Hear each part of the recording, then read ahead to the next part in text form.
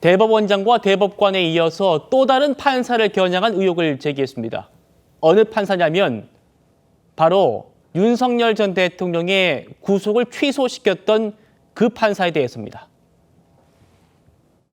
제가 제보를 하나 받았습니다. 지금 재판을 하고 있는 어떤 판사가 룸살롱에서 접대를 받았다라고 하는 매우 구체적인 제보를 받았습니다.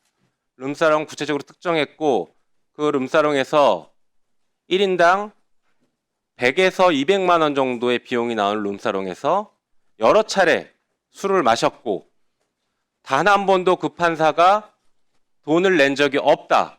접대를 받았다. 이런 제보가 있다면 법원행정처는 어떤 조치를 취해야 됩니까?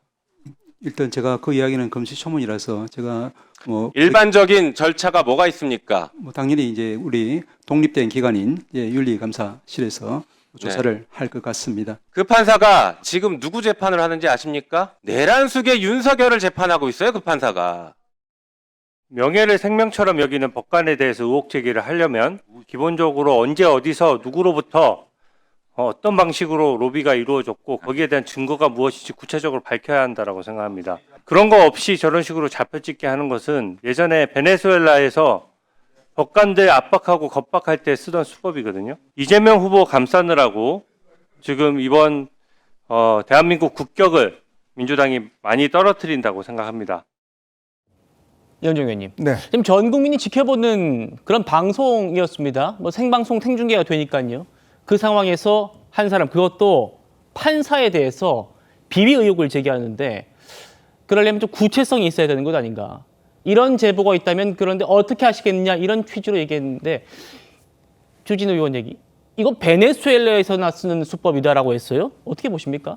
자, 이런 지금 법사위에서 하는 게 면책특권이 있습니다. 상임위에서. 이제 그걸 이용해서 아마 지금 김용민 의원이 저렇게 이제 지금 의혹을 제기를 하는 것인데요. 정말 어떤 판사의 명예와 직결된 문제인 것 같습니다. 만약 저게 사실이라 그러면 당연히 법관에 대한 어떤 윤리나 이런 것에 대해서 처벌을 받아야 되겠죠. 자, 그러면 이걸 공개하셔야 될 것 같습니다. 이미 저렇게 전 국민이 보는 가운데서 저런 사실 자체를 아주 확실한 제보를 받았다 그러면 그 제보의 내용과 구체적인 물증들을 일단 제시를 하고 그런 저는 책임을 져야 된다고 봐요. 베네수엘라에서 사실은 대법관들을 교체를 할 때 바로 이런 방법을 이용했습니다. 즉 법관들의 어떤 비위나 이런 것들을 이용해서 수사를 해서 압박을 해서 대법관들 전원을 사퇴시키고 난 다음에 30명의 새로운 대법관들을 다 임명을 했어요. 전부 다 친차별적인 법관들을 임명했습니다. 그래서 법원을 장악했던 그런 사례가 있죠. 마찬가지로 지금 윤석열 전 대통령 재판을 지기현 판사입니다. 자, 이 지기현 판사가 만약 이런 문제가 있다 그러면 저는 김용민 의원이 책임지고 이 문제에 대한 것들은 본인의 명예를 걸고 문제 제기를 하라 이런 말씀을 드리겠습니다. 예. 조기현 위원장님, 법조계에서는 이게 법적으로 큰 잘못이 있는 게 명확하다면 그럼 공수처에 고발하든지 수사를 의뢰해야지 공당이. 전 국민 보는 방송에서 구체적인 부분 없이 압박하고 겁박하고 협박하고 이게 맞느냐라는 지적들도 있습니다. 반론 좀 해주신다면요. 또 압박, 협박이라고 보기 어렵고요. 제보가 구체적이고 단순하게 어떤 추정 내지는 가능성, 개연성 정도가 아닌 내용의 제보가 있다는 구체적이다 제보가. 얘기고 관련된 자료도 있다는 것이기 때문에요. 이 부분은 특히 중요 사건, 윤석열 전 대통령의 내란죄 수사에 대한 재판을 맡고 있는 재판부이기 때문에 그런 정도의 제보라면 국민께 공개할 필요성이 있다고 판단한 것 같습니다.